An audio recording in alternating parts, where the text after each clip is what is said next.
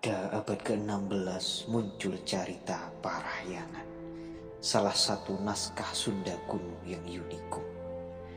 Teks ini pun hanya memberi sepenggal informasi. Lalu, pada abad ke-20, C.C. Bauch, sejarawan Belanda, menerbitkan teks dan terjemahan Kidung Sunda pada tahun 1927 yang mengurai peristiwa Bubat dan versi yang lebih pendek yaitu Kidung Sudayana pada tahun 1928. Dalam penulisan sejarah Jawa, Beuck menyebut Kidung Sunda mengandung fakta-fakta sejarah karena kejadian itu diperkuat tulisan Sunda kuno, cerita Parahyangan. Perang Bubat merupakan perang yang terjadi antara kerajaan Majapahit dan kerajaan Sunda. Perang ini terjadi di Pasanggerahan Bubat, tempat penginapan rombongan kerajaan Sunda yang datang ke Majapahit. Perang ini terjadi pada tahun 1279 Saka atau 1357 Masehi pada masa pemerintahan Raja Hayam Wuruk di Majapahit. Perang ini terjadi akibat perselisihan antara Gajah Mada dari Majapahit dan Maharaja Linggabwana dari kerajaan Sunda, yang mengakibatkan meninggalnya seluruh rombongan kerajaan Sunda di Pasanggerahan Bubat. Dalam perang ini juga terjadi peristiwa bunuh diri yang dilakukan oleh Dyah Pitaloka beserta para istri dari rombongan kerajaan Sunda untuk menjaga kehormatan bangsa dan negaranya. Peristiwa ini menjadi pro dan kontra di kalangan masyarakat. Orang yang membela Gajah Mada akan mengatakan apa yang dilakukan olehnya adalah salah satu cara untuk menyatukan Nusantara sesuai dengan sumpah palapanya. Di sisi lain, ada yang menganggap bahwa apa yang dilakukan oleh Gajah Mada adalah sebuah ambisi untuk menaklukkan kerajaan Sunda. Dalam Kidung Sunda disebutkan bahwa jumlah armada rombongan dari kerajaan Sunda Galuh membawa setidaknya 200 buah kapal ukuran kecil dengan total armada sekitar 2000 buah perahu yang terdiri dari sebagian besar kapal berukuran besar. Hitungan sederhana, kalau dimisalkan satu buah perahu rata-rata memuat atau membawa awak 10 orang, berarti jumlah rombongan sekitar 20.000 orang. Ini jumlah yang terlalu overdosis atau berlebihan untuk sebuah acara perkawinan.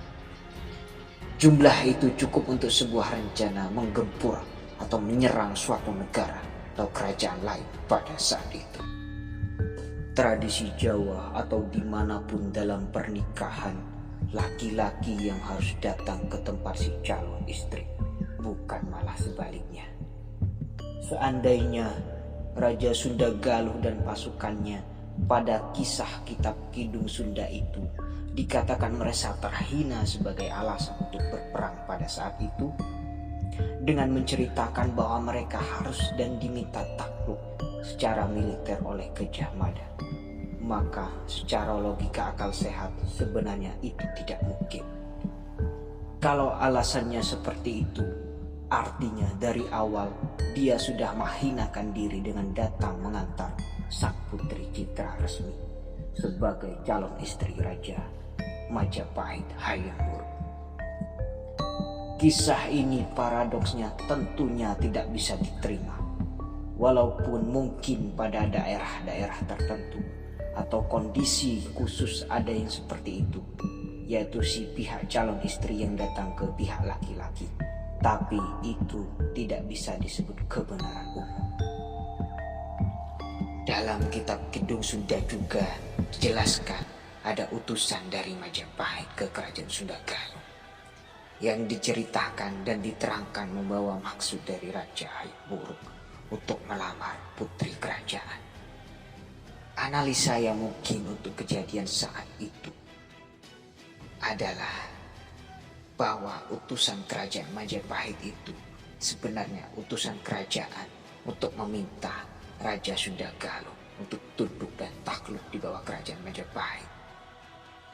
Pola utusan-utusan seperti itu hal biasa kalau salah satu kerajaan punya keinginan untuk menaklukkan kerajaan yang lainnya. Semacam peringatan tidak menyerang tiba-tiba tanpa alasan. Pada akhirnya, kalau diterima berarti kedua belah pihak berdamai dengan syarat-syarat ditentukan bersama. Kalau sebaliknya, kedua belah pihak harus sudah mempersiapkan diri untuk memulai peperangan.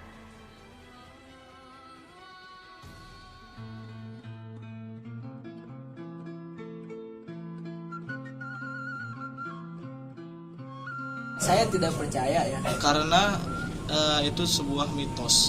Saya tidak percaya karena orang tua saya juga jauh sudah. Tidak, Sejatinya jodoh itu kan takdir dari tangan Tuhan. kita nggak pernah tahu jodoh kita orang Jawa atau orang Sunda gitu. Kita harus menghargai, menghormati leluhur-leluhur kita. Pada dasarnya mitos ini terjadi karena cerita masa lalu atau sejarah masa lalu tentang perang Bubat, yaitu antara kerajaan Majapahit dengan kerajaan Sunda. Di mana hal tersebut hadir bukan karena mitos, cuman hanya stereotip yang mempengaruhi pola pikir orang tua terdahulu yang dimana diturun-temurunkan kepada anak-anaknya hingga saat ini.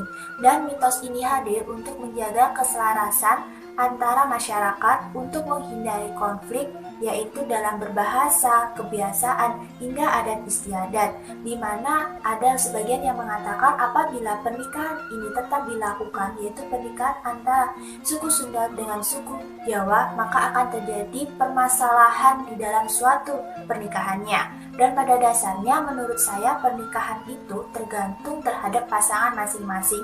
Apabila terjadi suatu permasalahan dalam suatu pernikahan, itu tergantung pada seseorang atau pasangan masing-masing bagaimana dia bisa menyikapi atau mengendalikan persoalan tersebut, bagaimana cara menyelesaikannya sehingga pernikahan itu bisa terjadi secara harmonis. Nah, itulah pendapat saya mengenai mitos larangan pernikahan antara dua suku, yaitu suku Jawa dengan suku Sunda. Sekian, terima kasih. Wassalamualaikum warahmatullahi wabarakatuh.